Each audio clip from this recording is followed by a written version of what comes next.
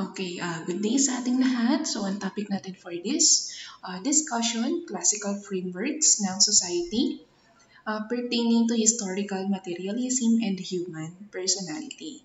So, umpisahan natin kay historical materialism. Itong si historical materialism, galing siya kay Karl Marx. So, alam naman natin na si Karl Marx, sa kanya galing yung term na capitalist and proletariat. So when we say capitalist, usually they are the owner ng mga factory or any piece ng technology. Proletariat, ito yung mga working people. Sila yung mga trabahador. Sila yung mga nagtatrabaho para kay capitalist. So, kung sino yung nagko-control doon sa production, doon sa factory, doon sa yung sa mga bagay-bagay, yung raw materials, sila yung ruling class. Kasi sila yung nagko-controller. Sila yung ruler, kumbaga.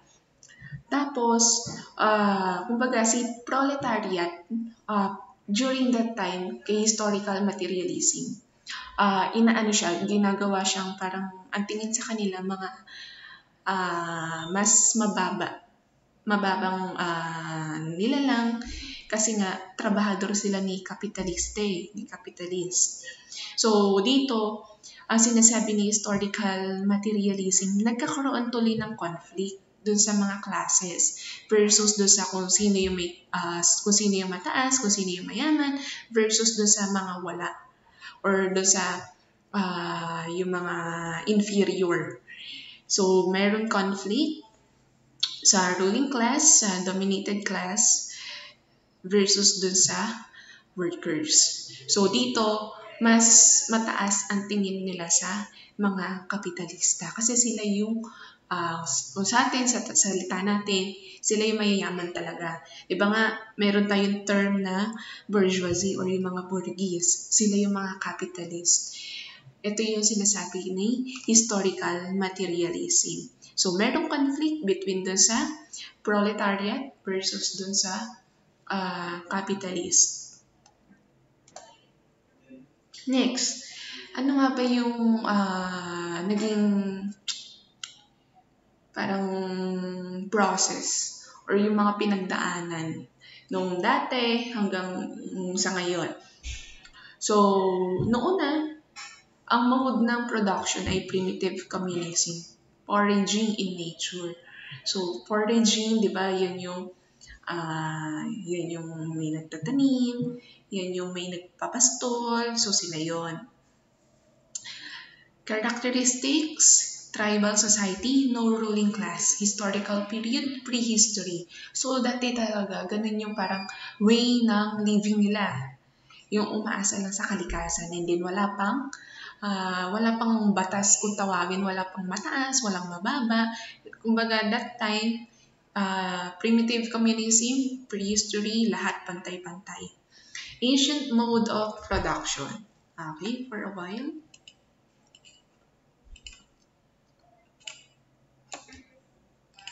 Ancient mode of production, slave labor.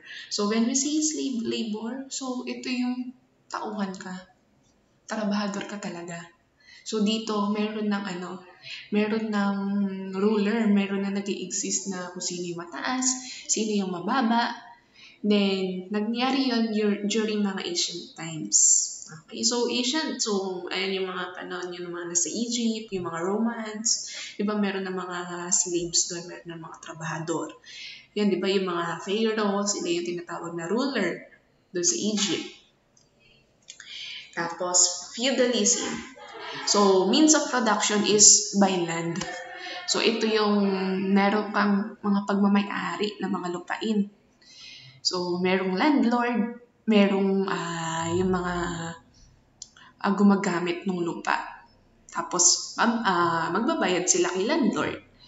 Kaya, reciprocal relations between landlords. Medieval period during that time ang tawag. Capitalism. So, ito na yon, nagsimula na pagdating kay capitalism, medyo gumaganda-ganda na yung mode of production. And then, that time, kay capitalism, machines and factories. So, ito na yung simula ng mga gumagamit ng mga machines, yung makina sa trabaho, Tapos, nandiyan na yung umuusbong yung mga factories. Then, ang characteristics, ruling class exploiting the working class. So, ito na nga yung capitalist versus proletariat. Kasi, kung sino yung owner ng production, kung sino yung owner ng factory, kung sino yung owner ng mga machines, sila yung mataas. And then, kung sino yung mga trabahador, sila yung proletariat, sila yung mabababa, sila yung working class. And then, that time, itong capitalism na to, na aabuso yung mga working class. Kasi masyadong matataas yung tingin niya kay capitalist. So, ang historical period niya, industrial capitalist society. Next one, socialism. So, publicly and collectively owned machines, factories, and other productive forces. So, ito, parang kay capitalism, meron na rin machines, meron na rin factories, pero ang pinakaiba lang nito, yung production nila intended to directly satisfy human needs. Hindi siya para, kumbaga, maganda yung gamit ng production, maganda yung gamit ng machines, maganda yung gamit ng factories. So, para yun sa lahat. Hindi yung, porket ako yung may-ari, ako na yung mataas. So, ako yung may-ari, pero yung way ng trabaho or yung kung ano man yung pinoproduce ko, para yun sa ikabubuti ng lahat. Kumbaga, para masatisfy yung human needs. Like, for example, yung food. Diba? So, food is a basic need. So, ganun si socialism. So, para directly masatisfy yung human needs. Historical period, post-capitalism.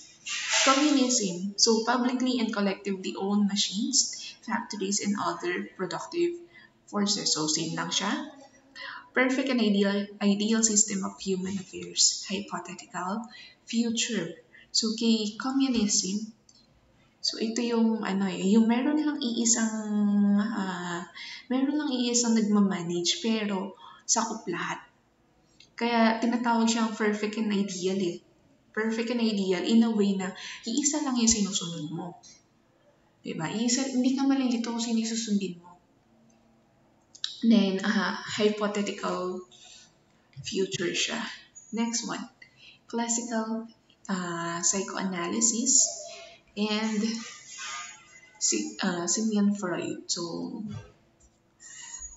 typographical error, psychoanalysis. Yan na. So, itong si psychoanalysis, galing siya kay Sigmund Freud. So, si Sigmund Freud ay isa siyang related sa field ng psychology. So, para kay Sigmund Freud, socialization, lifelong process daw yan na kung saan natututo tayo.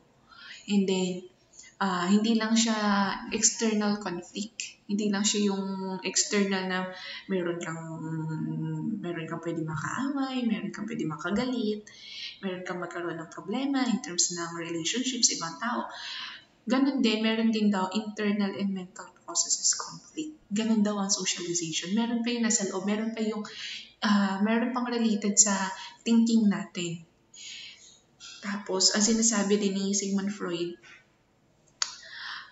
merong ongoing conflict, inner world. So, pag sinabi natin inner world, yung biology and society natin. So, yung biology, ito yung human mind natin. Yung mental thinking natin. Yung mental processes natin. Yun yung tinatawag natin biology dito. Yun yung pinapertain ni Sigmund Freud. So, for Sigmund Freud, meron daw inner psyche ang individual. So, that is the unconscious and conscious self.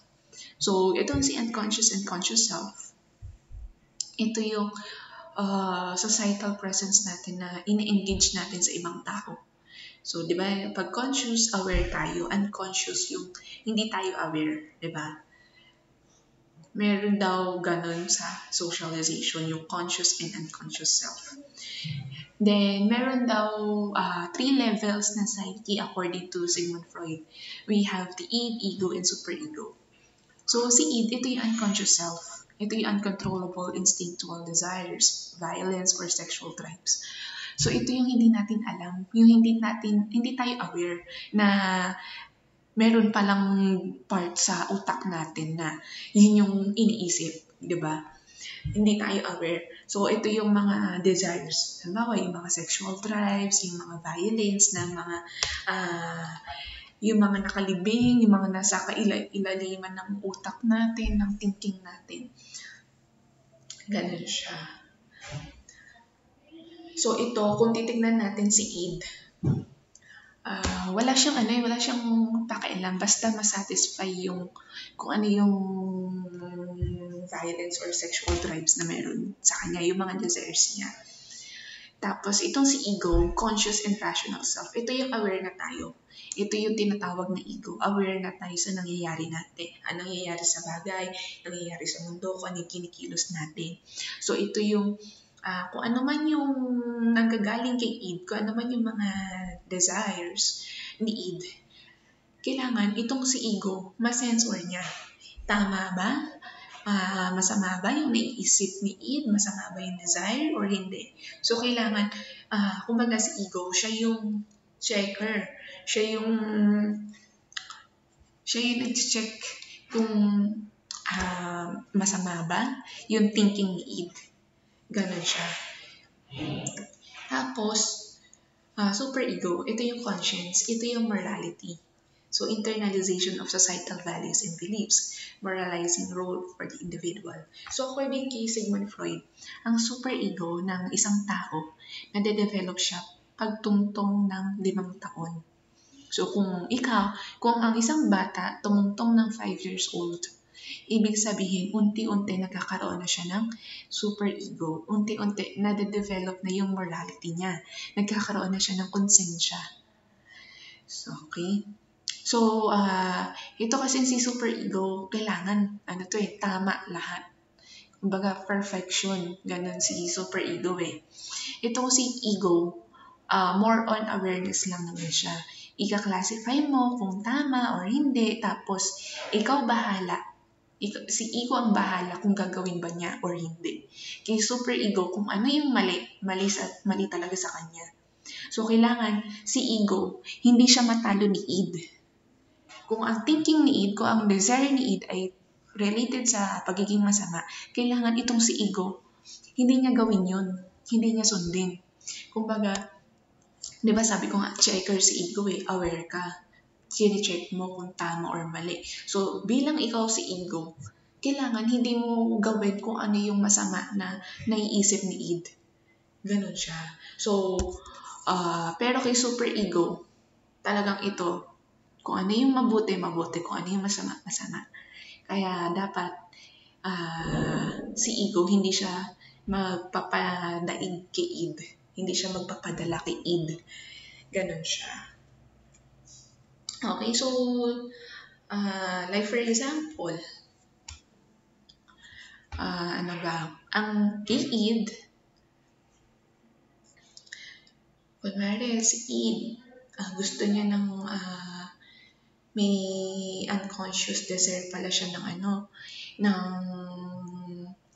adultery. Di ba? Pag adultery, yun yung may asawa ka na, tapos nakikikabit ka pa sa iba. Ganun yun. Kunwari, ganun yung desire ni Id. Itong si ego, kailangan hindi siya, kailangan ma-classify niya kung maganda ba yun or mabuti. Tapos, once na na-classify niya, bahala si ego kung gagawin ba niya or hindi. Yung gusto ni Id. Pero itong si super ego, ito yung conscience, ito yung konsensya ng tao. Diba? Kung alam mo na masama, bakit mo pagkagawin? Wala ka ng hindi mo na kailangan pag-isipan, hindi mo na kailangan magdalawang isip na bakit gagawin ko ba to o hindi. Kay super ego, basta kung alam niya masama, tapos na, hindi ko na gagawin yun. Pero kay ego kasi may thinking pa siya. Iisipin pa niya kung gagawin ba niya o hindi. So, ganun si ego, super ego. Okay? So, that's the last part of our slide presentation. So, dalawa lang naman siya, historical materialism and psychoanalysis. Tandaan lang natin, pag sinabi natin historical materialism, capitalist versus proletariat. Pag psychoanalysis, we have the id, ego, and superego. Okay? So I do hope meron tayong natutunan. So thank you for listening. Thank you for lending your time. So again, see you on our next discussion. So have a nice day.